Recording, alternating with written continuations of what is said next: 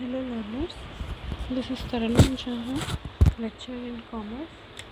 Today we are discussing how to calculate goodwill or capital reserve for the holding company in the subsidiary company. Okay, here is our question number 4 we are discussing.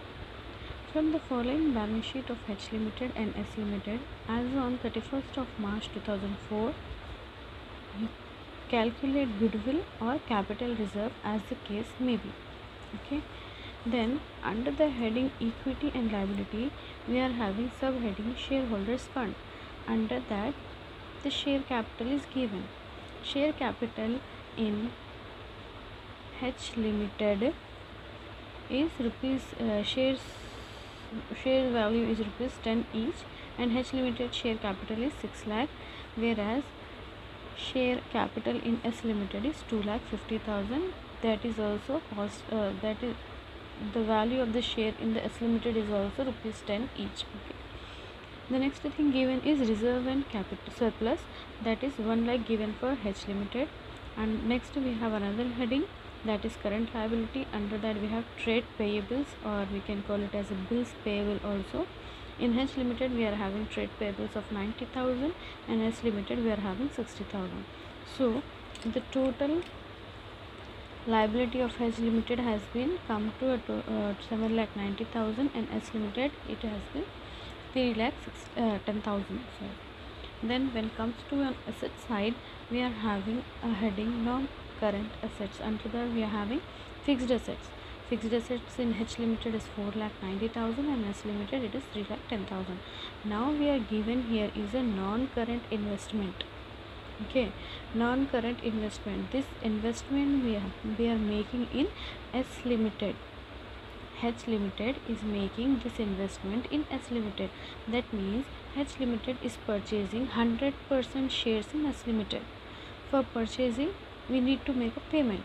So, for the shares of value of rupees 2,50,000, H Limited has made a payment or made an investment of 3 lakh rupees. Okay, the value of the share is 2,50,000, and they paid rupees 3 lakh. Why they have paid rupees 3 lakhs? Because the market value of S Limited is good. That's why they paid 3 lakh rupees. Okay, then here it is asked in our question that we have to calculate goodwill or capital reserve. So we'll start here the calculation. We'll write a heading, calculation of goodwill or capital reserve. Okay, this is the pro forma for calculation. Particulars, serial number or date, whatever is given in the question. In particulars, inner column and outer column. Okay, now here we are calculating goodwill or capital reserve. What we need, we'll see here. The first item what you have to write is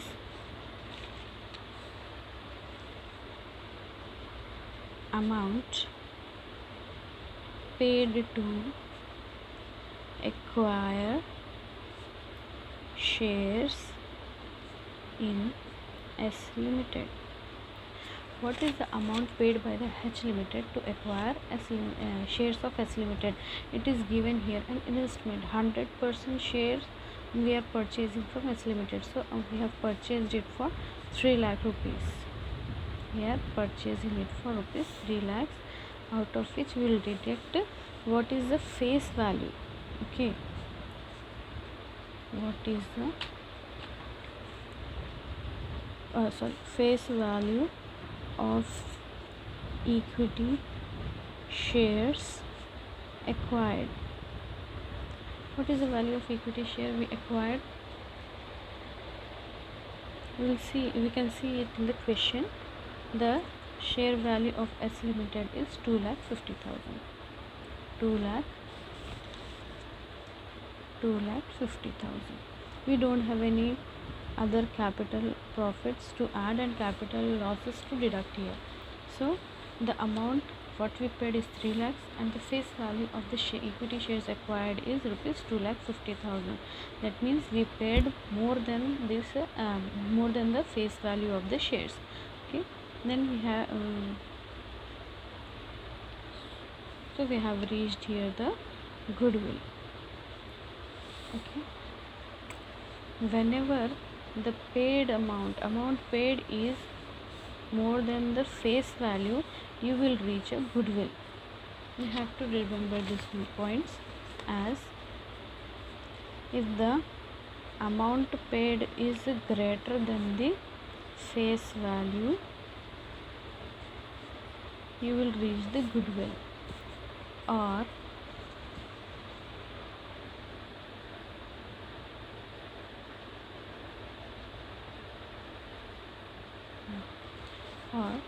if the amount paid or paid value is lesser than the face value, you will get here as a capital reserve.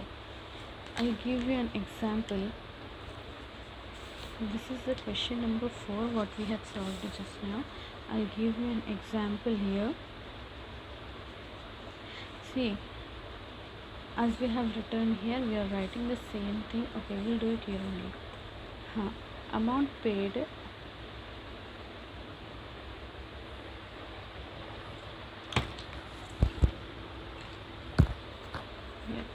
amount paid to acquire shares in S Limited is 3 lakhs. Okay. Okay, we'll see this. Face value of equity shares acquired is 2,50,000. Its actual book value is rupees 50,000 is only. If we here we are paying 3 lakh rupees more than this value. Instead of 3 lakhs, if we would have paid rupees 2 lakhs here, then we'll get a amount paid is lesser than the face value.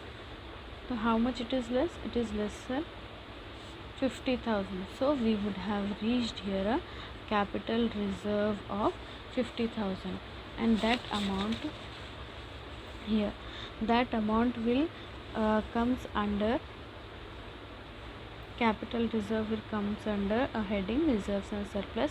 As we have got here answer as a goodwill, that goodwill will be mentioned on the asset side, okay, in your consolidated balance sheet. So this is the basic rule which you have to follow, that the amount paid, if the amount paid is greater than the face value, you will get a goodwill, and if the amount paid is lesser than the face value, then you will reach a capital reserve.